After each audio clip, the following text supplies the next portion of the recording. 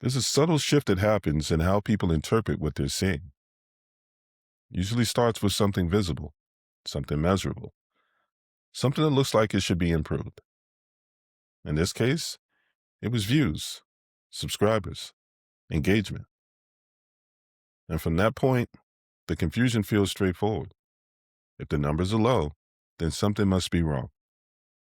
But that's where things start to separate because not every visible issue is actually a problem.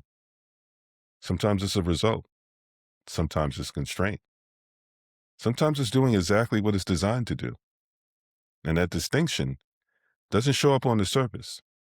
When I looked at the same channel, I wasn't looking at how to increase the numbers. I was looking at what those numbers were filtering for. Who was watching? Who wasn't? What kind of conversation was coming from it?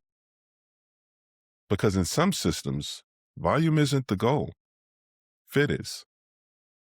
And when that's the case, lowering numbers doesn't always solve the problem. It doesn't always signal a problem. They signal selectivity. This is where misalignment tends to happen. The observation is real, but the objective behind it is assumed. And once that assumption is made, everything that follows builds on top of it.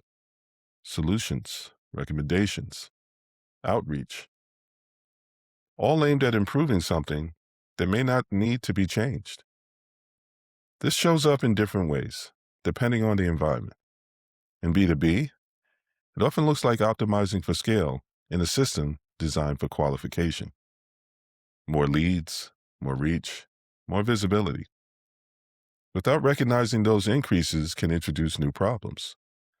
Lower fit, more noise, more filtering required on the back end. In B2C, it shows up as trying to fix what looks like underperformance, without understanding what the role that piece is playing in the larger picture. Because not everything is designed to convert. Sometimes things are designed to attract. Some are designed to qualify. Some are designed to filter. And when those roles get misread, the solutions start targeting the wrong layer. That's the problem. That's a pattern. The problem you see isn't always the problem being solved. When those two don't match, the solution can be perfectly executed and still miss completely. Not because it doesn't work, but because it was applied to the wrong objective. Not every problem you see is meant to be solved. This is episode 2 of a 7-episode series. I hope you found this helpful. Like, share, and subscribe. If you did, I'll see you in the next episode.